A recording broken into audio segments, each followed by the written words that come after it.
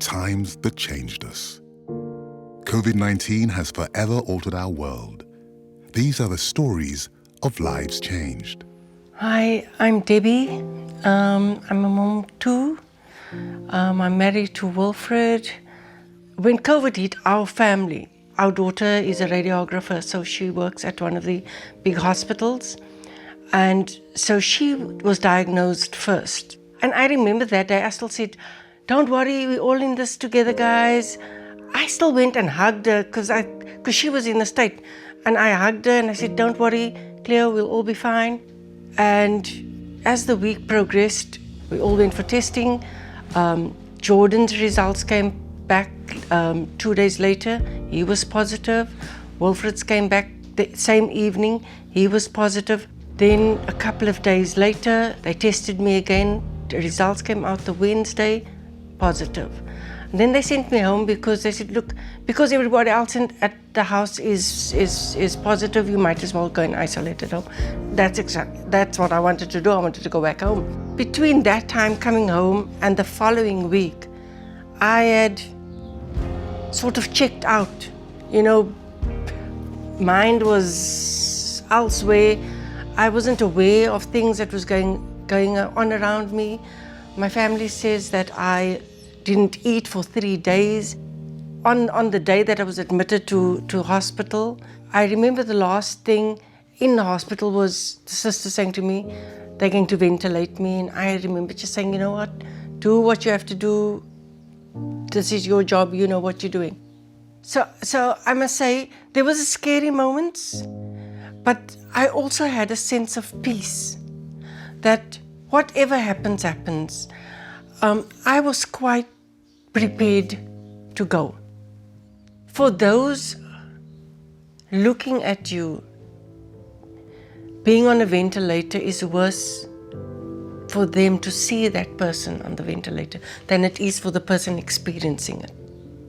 If somebody can someday just record the sounds of an ICU, because that for me was the most scary part, was to listen to the people around you, the screams, the gasping for air, the machines going TT, and all of a sudden there's this flat line, this teet, and you know that somebody is no longer there.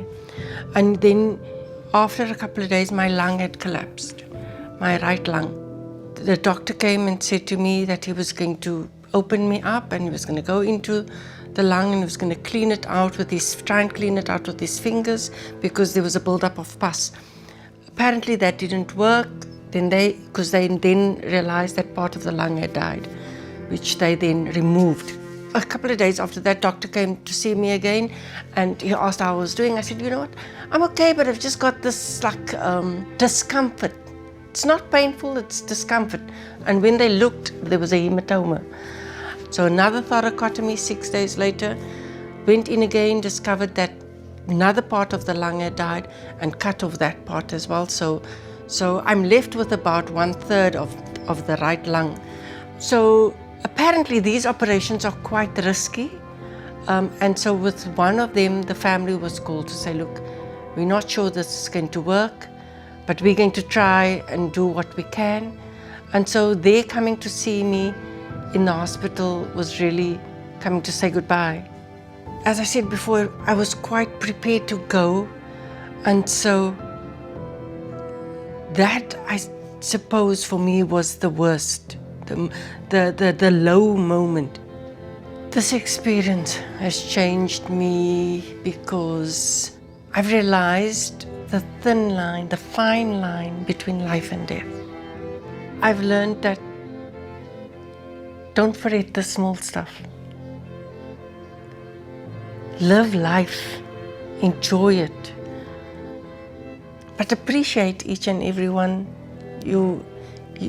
that's near and dear to you. In our friendship circle and in our family circle, we've lost more than 10 people. And in 1 week, we lost 7 friends. and all of those not vaccinated. I would encourage people, please, please, please, you do not want to be in an ICU. For your own sake, to listen to those stories I've told you, to hear those sounds, to see those people dying. You don't want to be there. You don't want to see the pain in the eyes of the staff when they could not save that person next to you. Please, please do the right thing. Please vaccinate. Their story is our story. Follow them by following HASA, Advancing Healthcare.